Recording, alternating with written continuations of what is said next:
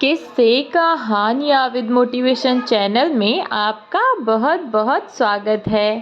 तो दोस्तों, आज की हमारी कहानी है कि हर बेटा बुरा भी नहीं होता, कुछ अलग होते हैं।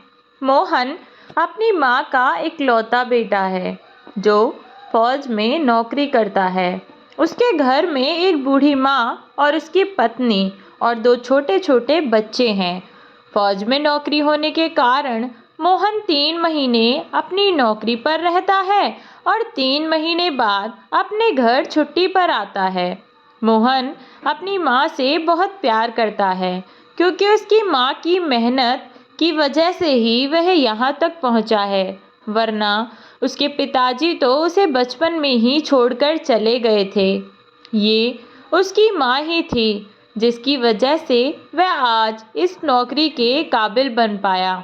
उसकी माँ दिन रात मेहनत करती, दूसरे लोगों के घर में झाड़ू लगाती, बर्तन साफ करती, तब जाकर अपने घर का खर्च और मोहन की पढ़ाई के लायक पैसे जोड़ पाती। अगर उसकी माँ उसे ना पढ़ाती तो उसको उसके पिता की तरह मजदूरी करनी पड़ती। ये तो सुमित्रा जी की हिम्मत थी कि पति की मौत के बाद भी उन्होंने मोहन को इतना पढ़ाया लिखाया और इस काबिल बनाया कि अब वो फौज में भर्ती हो गया। और मोहन अपनी माँ गायत्री जी से जितना प्यार करता था, उसकी पत्नी उनसे उतनी ही नफरत करती थी, क्योंकि मोहन जब भी छुट्टी आता तो सबसे पहले अपनी माँ के कमरे में जाता और उनसे उनके दुख सुख की सारी बातें पूछता। मोहन की पत्नी किरण इस बात से गायत्री जी से और ज़्यादा चिढ़ जाती। ना जाने इस बुढ़िया ने मेरे पति पर क्या जादू कर रखा है, उन्हें इसके अलावा कुछ और नज़र ही नहीं आता। पता नहीं कब तक मेरे सर पर नाचेगी। किरण ने अपनी सास को मन ही मन कोसते हुए कहा। गर्मियों की छुट्टी होने वाली थी। किरण ने मोहन से पूछा कि गर्मियों की छुट्टी होने वाली हैं, आप आए नहीं? मुझे इस बार छुट्टियों में घर जाना है।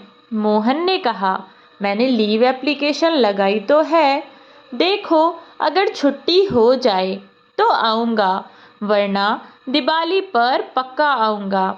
मोहन की छुट्टी नहीं हुई तो वह घर नहीं आया। किरण भी 1 महीने के लिए अपने घर रहने को चली गई। जाने से पहले खाने पीने का सारा सामान, नमकीन, बिस्कुट के पैकेट सब खाली करके रख गई। रसोई का पूरा सामान खत्म कर गई।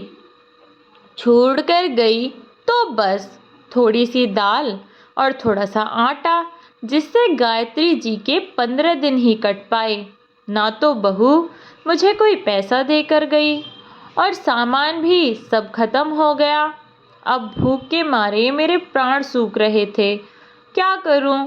अब हे भगवान, भूखी तो मैं जब भी नहीं रही थी जब पति की मौत हो गई थी और घर में कोई और सहारा भी नहीं रहा। तब भी मैंने दिन रात काम कर दूसरों के घर में झाड़ू पोछा किया, पर ना खुद भूखी रही, ना अपने बेटे को रहने दिया, और आज अपनी बहू के कारण मुझे भूखा रहना पड़ रहा है। तभी गायत्री जी की नज़र अपने पति की तस्वीर पर गई और वह बोली, देख रहे हो मेरी हालत, आप मुझे अकेले छोड़कर क्यों चले गए? मुझे भी अपने साथ ले जाते। इतना कहकर गायत्री जी फूट फूट कर रोने लगे। हे भगवान, अभी तो बस 15 दिन ही हुए हैं, बाकी के 15 दिन मैं कैसे काटूंगी? गायत्री जी पहले ही अपनी बहू के अत्याचारों से बहुत दुखी थीं, पर उनका बेटा जब भी उनसे पूछता कि बहू उनकी देखभाल अच्छे से तो करती है ना, तब वह हर बार झूठ बोल देती। बेचारी आखिर कैसे और करती भी क्या? अब मुझे भूख से तड़पते हुए 3 दिन हो चुके थे। रात का समय था। मैंने पानी पीकर अपनी भूख को शांत करने की कोशिश की, पर असफल रही। तभी दरवाजे पर दस्तक हुई। मैंने बाहर जाने की बहुत कोशिश की, पर एक तो बुढ़ापा, ऊपर से 3 दिन से भूखी होने के कारण मुझसे उठा न गया। मुझे चक्कर आ गया और मैं वहीं पर गिर पड़ी। थोड़ी देर बाद जब मेरी आँख खुली तो मैंने अपने सामने अपने बेटे मोहन को पाया। मोहन, बेटा तू आ गया? तू कब आया बेटा? पर तूने तो कहा था कि इस बार छुट्टी नहीं मिली, तो तू अब नहीं दिवाली पर आएगा, फिर तू अचानक कैसे आ गया? मैं मोहन को देखकर अचंभित थी। उससे इतने सारे सवाल कर रही थी, पर मोहन मुझे बस एकटक देखे ही जा रहा था। मेरी हालत देखकर उसकी आंखों से आंसू बह रहे थे। उसने मुझे गले से लगाया और वह बहुत रोया। फिर बोला, माँ, क्या तुमने मुझे इस काबिल भी नहीं समझा? फिर तुमने मुझे कभी क्यों नहीं बताया कि किरण तुम्हारे साथ ऐसा व्यवहार करती है? क्या तुम्हें अपने बेटे पर भरोसा नहीं था, माँ? या फिर तुमने मुझे इस काबिल नहीं समझा कि तुम मुझे अपना दुख या तकलीफ बता सको? क्यों माँ? क्या मैं अब तुम्हारा वही बेटा नहीं रहा क्या, जो आपने मुझे इतना पराया समझ लिया? मुझसे कभी कुछ क्यों नहीं बताया? ये तो भला हो शीला आंटी, जो कि गायत्री जी की पड़ोसी थी। शीला आंटी का, जिन्होंने मुझे फ़ोन करके यह बताया कि तुम्हारी क्या हालत है। चलो अब सारी बातें छोड़ो, ये बताओ अब कि क्या खाओगी? आज मैं आपके लिए खाना बनाऊंगा, मोहन ने मुझसे कहा। तो मैंने कहा, बेटा मुझे बस 2 रोटी दे दो, मुझे बहुत भूख लगी है। मोहन जल्दी से भागकर रसोई में गया। उसने रसोई में जाकर देखा तो सारे राशन के डिब्बे खाली पड़े थे। खाना बनाने के लिए कुछ भी नहीं था। मोहन को किरण पर बहुत गुस्सा आया, पर वह पहले भागकर बाजार गया, फिर सारा सामान खरीद कर लाया और मुझे जल्दी से खाना बनाकर खिलाया। अब मोहन को किरण की सारी बातों का पता चल गया था, लेकिन फिर भी वह किरण को रंगे हाथ पकड़ना चाहता था। इसलिए उसने अपने सारे घर में सीसीटीवी फुटेज लगवा दिए और उसके बारे में उसने मुझे भी कुछ नहीं बताया। मोहन 3-4 दिन मेरे पास रहा, मुझे खाना बनाकर खिलाया, मेरी खूब सेवा की। अब मोहन ने जाने से पहले मुझसे कहा कि माँ, मैं यहाँ आया था, ये बात तुम किसी को मत बताना। किरण को पता नहीं चलना चाहिए कि मैं आया था। मैंने कहा, ठीक है बेटा। मोहन अपनी नौकरी पर चला गया। अब किरण घर आई तो रसोई में भरा हुआ सामान देखकर किरण एकदम से चौंक गई और वहीं से चिल्लाई, बुढ़िया, अरे ओ बुढ़िया, कहाँ है? कब से आवाज़ लगा रही हूँ, सुनाई नहीं देता क्या तुझे? ये सारा सामान कहाँ से लाई है? ये बता, तूने किसके यहाँ चोरी की है? नहीं बहू, मैंने चोरी नहीं की, सारा सामान ख़त्म हो गया था और तुम जो राशन छोड़कर गई थी वो तो 15 दिन में ही ख़त्म हो गया था, इसलिए मैं किराना की दुकान से जाकर सामान उधार लेकर आई हूँ। गायत्री जी ने झूठ कहा, क्योंकि मोहन के आने की बात सुनकर बहू को बतानी जो नहीं थी। बेटे ने मना जो किया था, इसलिए उन्हें झूठ ही कहना पड़ा। बस फिर क्या था? किरण का गुस्सा फूट पड़ा। हाँ, तू तो भूखी मर रही थी, तब से तुझे चट्टपने करने को नहीं मिल रहे होंगे ना। गायत्री जी को खरी खोटी सुनाती हुई उनकी बहू बोली, चल अब चाय बना दे, मैं बहुत थक गई हूँ। उधर मोहन अपनी पत्नी की सभी हरकतों को वहाँ बैठा देख रहा था, क्योंकि उसने जो कैमरे अपने घर में लगवाए थे उनका कनेक्शन उसने अपने फ़ोन से कर लिया था, जिससे वह वहीं बैठा बैठा अपनी पत्नी को देख सके कि वो उसकी माँ के साथ कैसा व्यवहार कर रही है। गायत्री जी ने चाय बनाकर बहू को दे दी तो बहू बोली, अब कहाँ चली महारानी, खाना बनाने की तैयारी कर ले, मुझे बहुत भूख लगी है। बेचारी गायत्री जी खाना बनाने लगी। अगली सुबह बहू चिल्लाई, बुढ़िया चाय बनी कि नहीं बनी, चाय बनाकर दे जा। गायत्री जी का जवाब न आया तो बहू कमरे में आई। गायत्री जी को बहुत तेज़ बुखार था। अब तो बड़ी मुसीबत, ये बुढ़िया भी बीमार पड़ी है, अब घर का काम कौन करेगा। उसने गायत्री जी को ऐसे ही पड़ा छोड़ दिया और घर का काम करने लगी। 2 दिन बीत गए, लेकिन बहू ने गायत्री जी को ना तो दवाई दी, ना ही उनसे पूछा।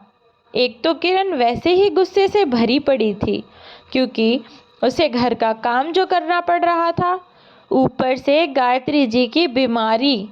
अगले दिन किरण चिल्लाई, बुढ़िया ओ बुढ़िया उठ जा, अब तो 3 दिन हो गए महारानी को आराम फरमाते हुए।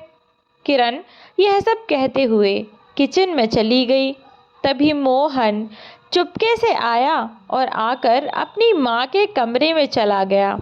सबसे पहले उसने अपनी माँ को दवा दी, फिर उनकी देखभाल करने लगा। दवा का असर हुआ तो गायत्री जी की आंख खुली। मोहन ने कैमरे में अपनी पत्नी की हरकत देख ही ली थी कि कैसे उसकी पत्नी उसकी माँ को, उसकी बीमार माँ को उसकी पत्नी ने पलटकर भी नहीं देखा।